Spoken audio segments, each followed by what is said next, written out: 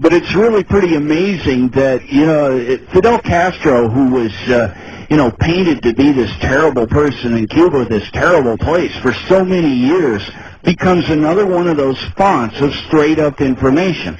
I'm not going to, I'm not going to say pro or con about Hugo Chavez, but if you listen to some of the words that come out of the guy's mouth, and you understand, as I recall, that at one point the U.S. government really tried to initiate a coup to overthrow the guy, you understand that sometimes what these people outside the country say may have a little bit more reality to it than what the propagandists here in the United States would have us believe. Pretty amazing how that happens.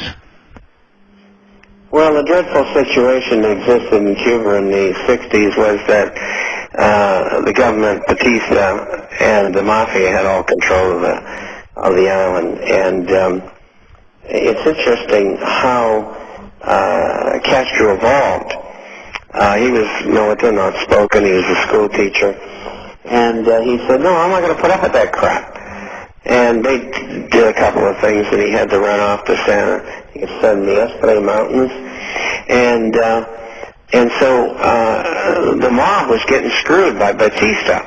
Now, I got this story straight from a mob member. So this is not a fairy tale. This is first-hand information. And he told me exactly what happened and how they ran the guns down to Castro to overthrow the government, because Castro promised them that they were going to have gambling and they would give them a fair shake. All they wanted to do was business as usual. And so anyway, after Castro took over, he didn't deal with the mafia anymore. He started his communist society in opposition to what they had. And of course, the government all left the country, and many other wealthy people did, and over time many other people did, because they didn't like the system, and I can understand why. I wouldn't want to live under a communist system. And I think you're seeing two things here, an evolutionary process of Cuba coming back into the mainstream.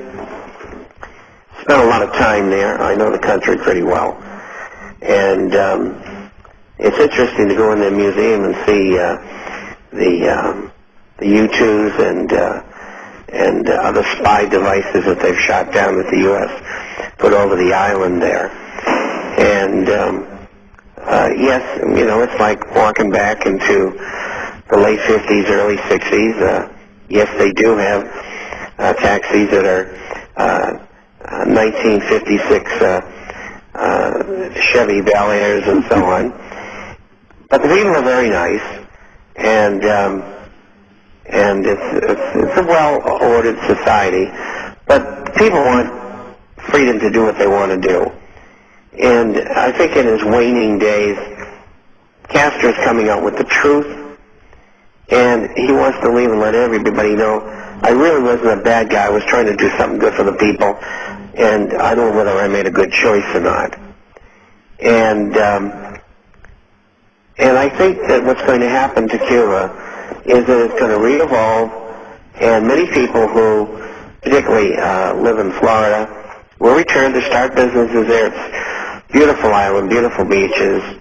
It's frequented by Europeans, Canadians, as a vacation place. It's inexpensive, so to speak.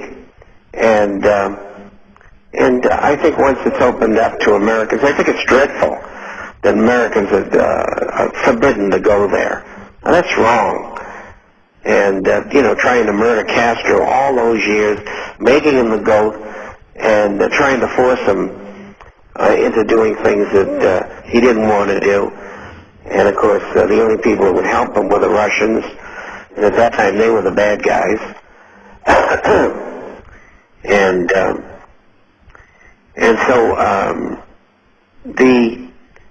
so time changes things. And I think in years to come, you'll see a different Cuba. Well, it's pretty interesting. Cuba by no means was the only country to suffer some of the effects of American imperialism and underground tactics, so to speak, to try and get our way in the open. In this hemisphere. In the open, yeah. and then And then they left those guys on the beach to get slaughtered who went in to try to retake the country. I mean, I knew many of those people. And it's dreadful what happened. In fact, the CIA wanted to go back in there in 1966 and try it again. And I know that for sure because they contacted me.